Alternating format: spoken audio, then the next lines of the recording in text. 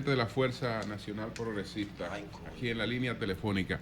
Buenos días, Pelegrín. Muy buenos días, un saludo a todos ustedes, los que están en cabina y a su público inmenso. Gracias, Pelegrín. Bueno, Pelegrín, el presidente hacía referencia a varios proyectos que se habían sometido sobre la cuestión esta de la Dirección Nacional de Inteligencia y Sí. mencionaba un proyecto de iniciativa de Pelegrín Castillo. Sí. Ese proyecto, ¿qué diferencia tenía con este proyecto que ha provocado tanto rechazo de la sociedad? Mira, es importante que hagamos un poco de historia. Cuando se produjeron los atentados del 9/11, la Cámara de Diputados me encomendó, la presidenta de la Cámara, con aprobación del plenario, que trabajara en un proyecto de ley que asumiría la Cámara, una ley antiterrorista. Y trabajamos aquí hay terrorismo con organismos internacionales, trabajamos con Pelegrín, perdón, y aquí hay riesgo de terrorismo. No, aquí. pero él explicó en la coyuntura que fue en el 9/11, cuando con el 9/11 en Estados Unidos tampoco lo había. La primera vez que le dan un fuetazo fue esa vez. Adelante. Aquí y en cualquier parte del mundo hay una posibilidad de terrorismo, y más en un país como este, pero eso amerita un programa aparte. Sí. Lo que quiero destacar es que ahí nosotros sometimos la ley y empezamos a trabajar el tema. Uno de los temas que salió a relucir era que el país no tenía servicios de inteligencia coordinados que trabajaran en una dirección. Y yo preparé un proyecto de ley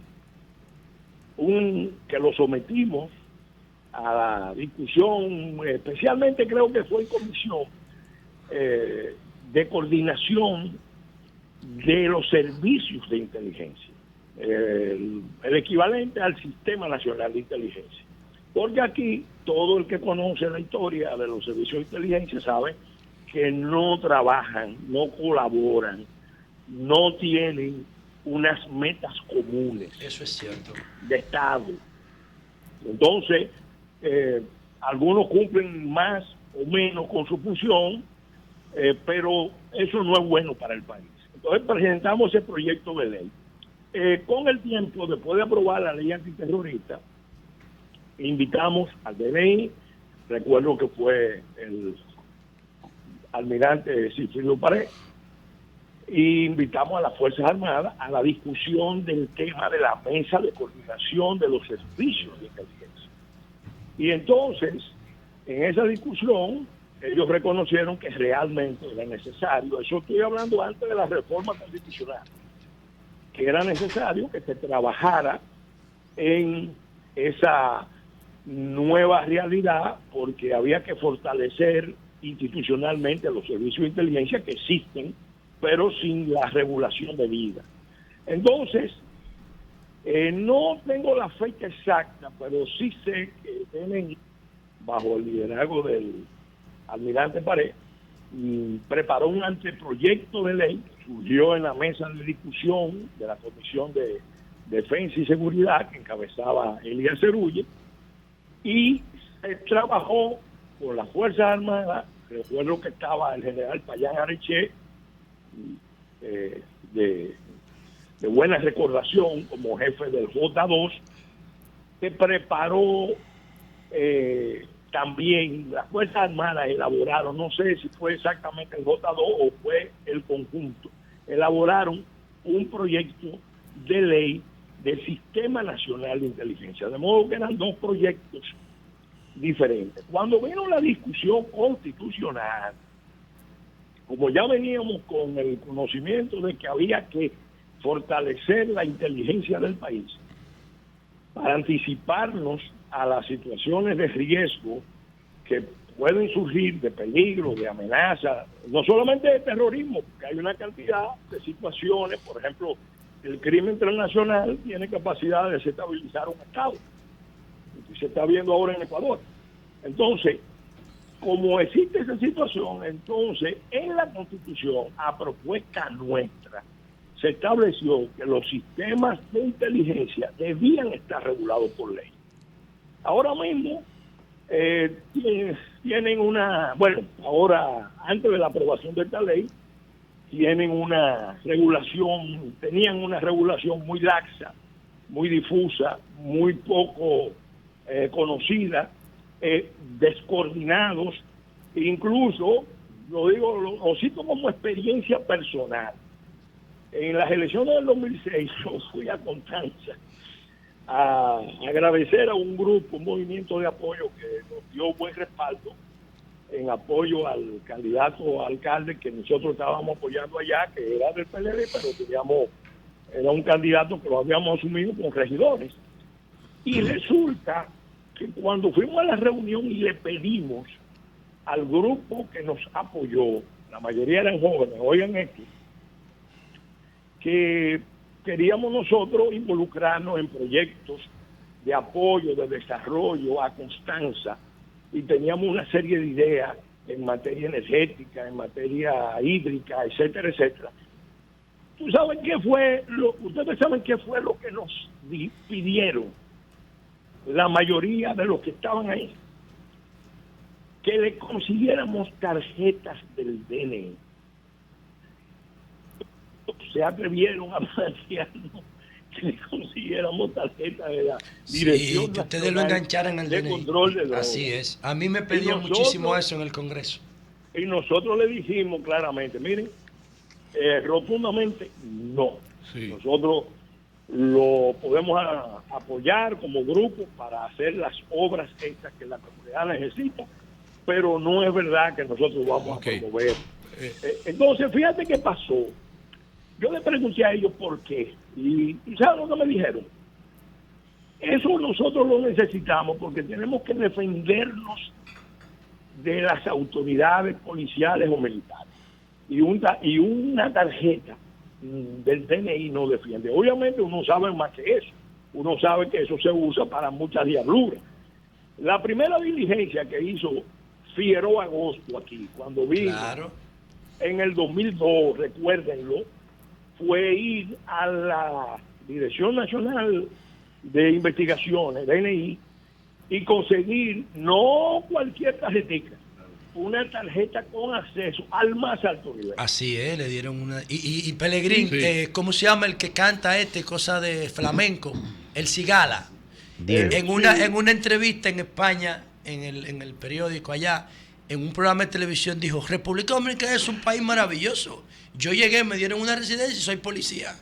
El tipo tenía un carnet del DNI también. Sí. El Cigala. Sí, pero tener... Es una locura, es un relajo. Es una situación gravísima. Sí. Miren, ahora mismo hay miles de dominicanos que tienen tarjetica del DNI. Pelegrín, y no es ahora, viene de atrás. Pero Soto no está de acuerdo con eso, ¿no? ¿Cuál es? Entonces, ¿cuál es el tema? En 14 años nunca se aprobó la ley. Se estuvo discutiendo allá en la Cámara. Cuando yo salí, eso quedaba en discusión como dos leyes separadas, y parece que al final decidieron hacer lo que es usual allá: se juntan los proyectos y se elabora una sola ley. Personalmente, nosotros lo hemos dicho, se necesita la ley porque lo manda la Constitución. Ahora, la ley que se aprobó, y nosotros fuimos de los primeros que dijimos, así no, tiene una serie de brechas, tiene una serie de fallas, tiene una serie de debilidades, y la Fuerza Nacional Progresista, que ha estado involucrada en estos temas, está trabajando un anteproyecto de ley, y esperamos en el curso del día de mañana o el próximo día someterlo a los bloques. Le vamos a llevar al presidente de la Cámara de Diputados, al presidente del Senado, a todos los partidos la propuesta nuestra a partir de la interpretación que tenemos de él. Y miren, no solamente el tema de las garantías de los ciudadanos y las libertades fundamentales, no, eso es un aspecto importante, pero hay muchos aspectos institucionales en el diseño de esa ley que no son aceptables. Si queremos servicios de inteligencia al servicio del Estado, tenemos necesariamente que producir una serie de cambios importantes, y eso lo vamos a proponer en los próximos días. Bien, ustedes José, van a tener oportunidad de conocerlo.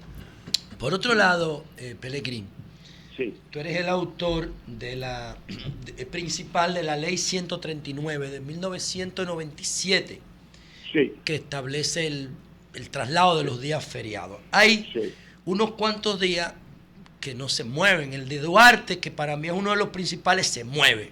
Pero el día de Corpus Christi no se mueve. El día de la Virgen de la Altagracia no se mueve. El día de la Constitución no se mueve. El 27 de febrero creo que no se mueve tampoco. Entonces, cada día le cuesta al país, en términos de productividad, que no se mueve, cada día le cuesta 420 millones de dólares cada día que queden atrapados entre semanas, o se hace puente o disminuye la productividad. Tú que tienes tan buenos vínculos con la Iglesia Católica, ¿habría forma de profundizar esta reforma que tú iniciaste para que todos los días de fiesta se muevan para el próximo lunes y nosotros poder consolidar la economía y consolidar los fines de semana largos? Mira, José, te oí y comparto tu preocupación, pero voy a hacer una precisión. Vamos a ver. Hay días, eso fue una ley en cierta manera de compromiso, porque había sectores que no querían que se moviera ningún día. Sí. Había sectores que querían que se movieran ciertos días. Y recuerdo que cuando se discutió el tema de los días religiosos, en realidad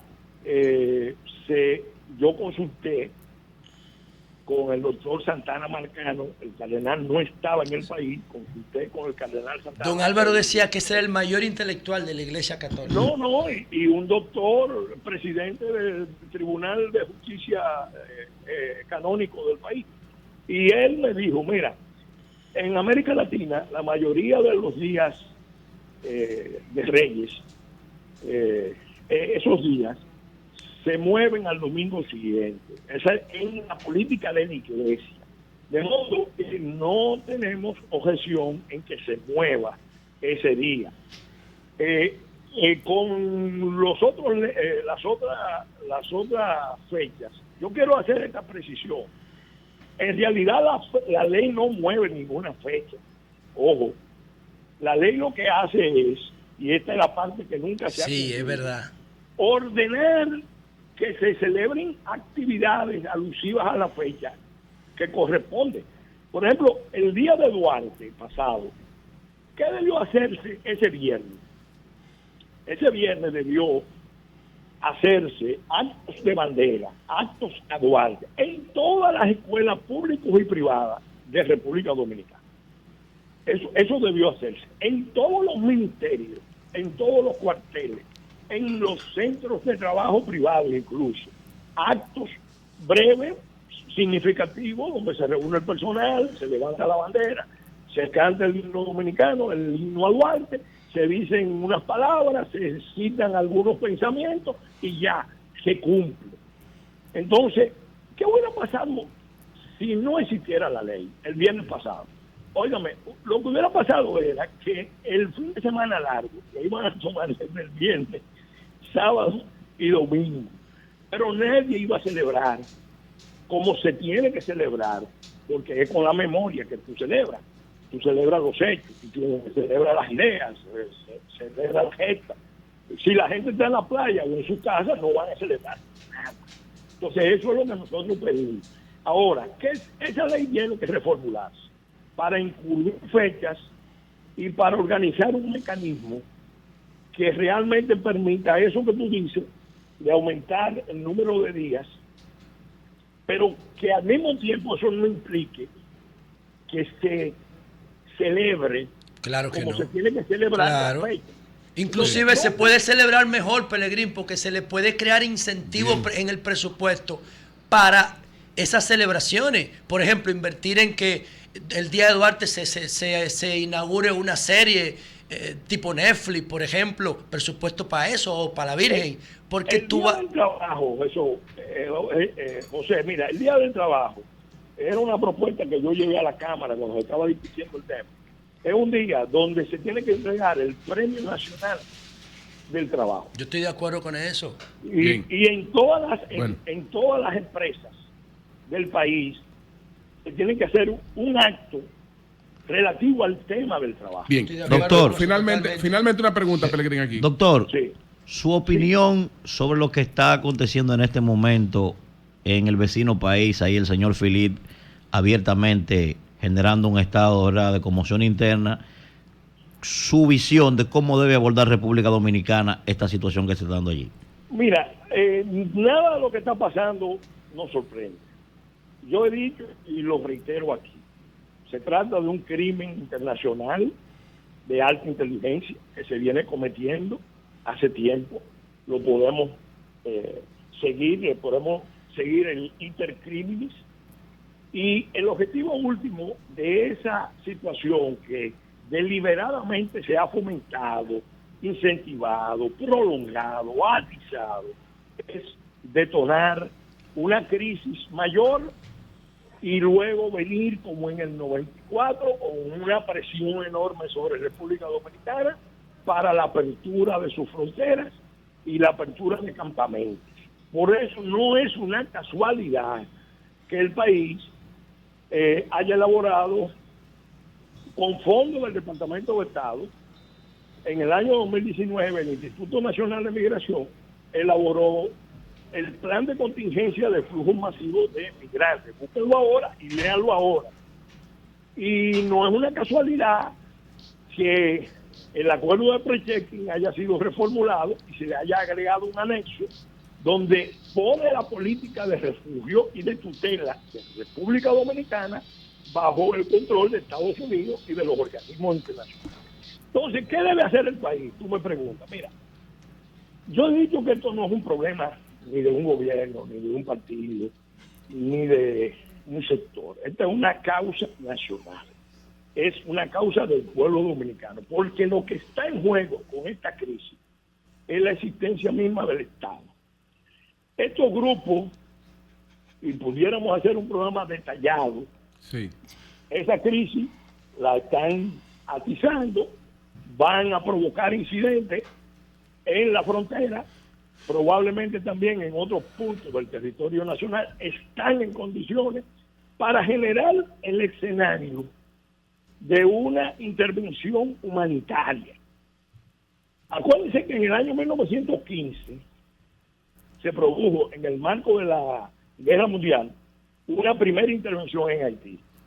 Ahí se mató el presidente, Guyen San, en las calles, después de sacarlo de la Embajada de Francia. El Bilbron. Se mataron los presos políticos en la penitenciaría de Puerto Príncipe. Bilbron del AME.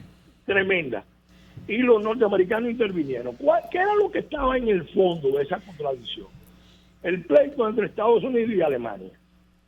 Y Estados Unidos preparándose para la guerra y preparando el control del Caribe para tener mayor seguridad sobre el canal.